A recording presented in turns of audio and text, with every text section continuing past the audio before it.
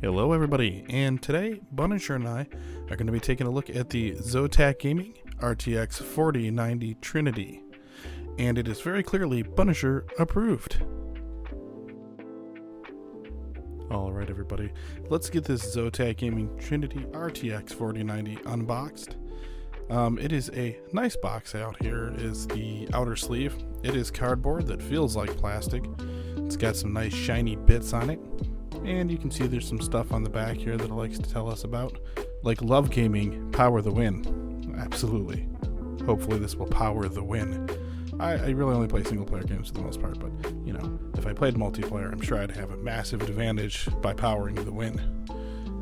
Because I love the game. But let's get this outer sleeve out of the way and get to the inner box here, which is a Zotac gaming box in a lovely gray and white color scheme. Yeah, it's a gray and white color scheme. Looks great, sure. Okay, let's open it up. Pop open this little front flap here and then lift it up to reveal nothing. And then, love gaming, power the win. That really seems to be their motto, which is one of the ways you can tell that this is definitely not a native English speaking company. Tried to rip it open and realized that I can just pop it open right there. So let's see what we got in this little ultra shiny bag, shall we? Well, first things first, we got a little piece of paper that says Zotac. But wait, what's this? This is pretty awesome. I actually really like this little guy here. So I'm not sure what I'm gonna do with this, but I'm definitely gonna do something with it because it's just shiny and pretty, and I like the design. But let's see what else is in here. We've got some more love the game. That is quite the motto there. Love the game. But here we've got this little bit telling us some interesting stuff. That being that there's a cable that comes in here that allows you to hook up another leg strip to the graphics card itself. I thought that was pretty cool. And this is for the anti-sag bracket that comes with it. Had some problems with that, but we'll get to that in due time. Here we've got a nice little accordion that doesn't play any music, and therefore is useless. We'll just toss that aside. Alright, but opening up, get this little bit of black styrofoam out of the way, and there's the card itself. Beautiful. But what's this first?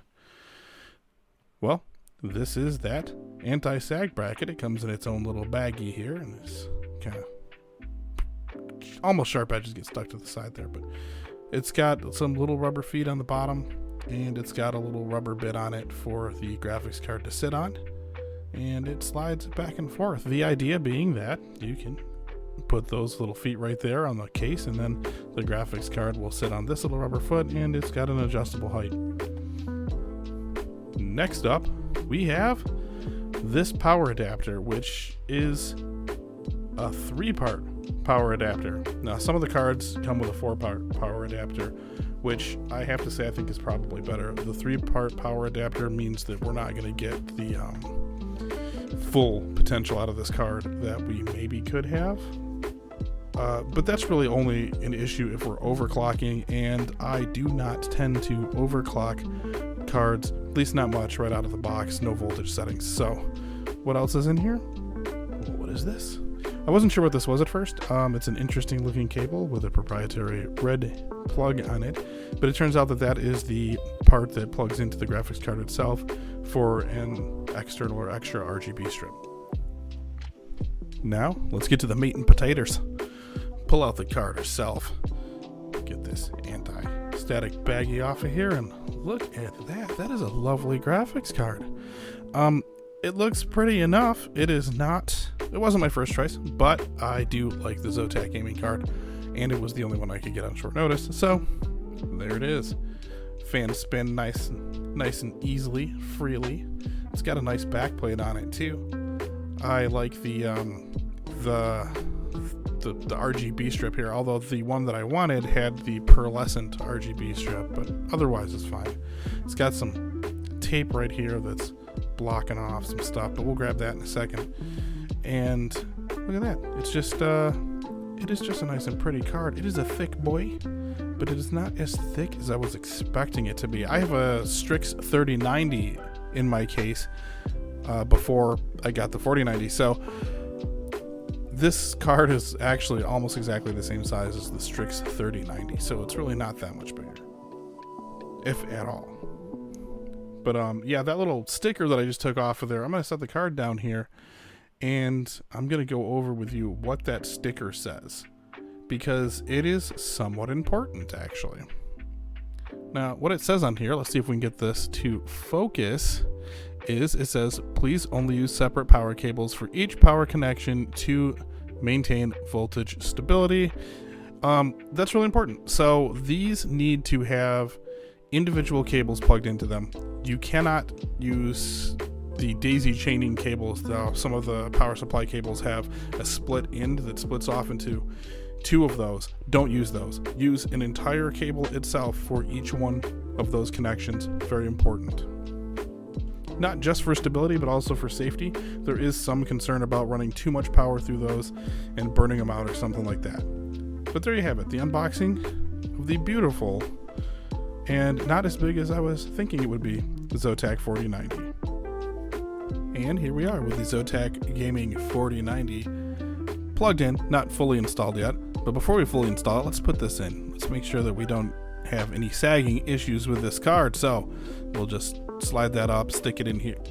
Well, that's not good. We've got too much clearance, something I'm sure most 4090 owners were not concerned about. But the Lian ROG Edition Durbauer 011 Dynamic XL is a big case. And so there's a lot of extra room in here. You can see in the front here that there's a whole bunch of extra room. And yeah, that's just, that's an issue. This case has a lot of space taken up, but there's a lot of space left over. In fact, if we compare it to the ROG Strix 3090, we'll just put it right there, and yeah, they're actually roughly the same length and about the same size in general. The Zotac 4090 is a little bit wider, but otherwise they're pretty comparable in both size and weight. So this card fits in this case pretty well. In fact, it fits in there so well, we don't need this. And let's talk a little bit about this RTX 4090 from Zotac. It's a nice looking card. I just want to talk a little bit about the aesthetics. The installation process will come a little bit later. But first, let's focus on that light bar in the front. The light bar says things on it. It's branded. I don't like that. I like light bars that are unbranded, just give you pretty colors to work with. Having said that, the color gradient from light to light under this one is diffuse enough that it looks really good anyway, and the color accuracy seems to be better than the ROG Strix 3090 that was in there before, so I'm really happy about that. It's a little bit brighter too. Now, having said that, the installation process was a breeze. It always is though, right? I mean, I already had the power supply cables configured correctly, so I didn't actually need to take the motherboard out or do anything extra special with the cables. The part that I don't like though is of course the fact that there's the adapter there. That adapter is not the best looking thing inside of a case, I can tell you that, but it's not terrible. It'll do until the new style PSUs come out that have native support for these particular types of graphics cards. Now, having said that, I think you've probably heard enough from me. Let's give you a look at how it looks inside the case.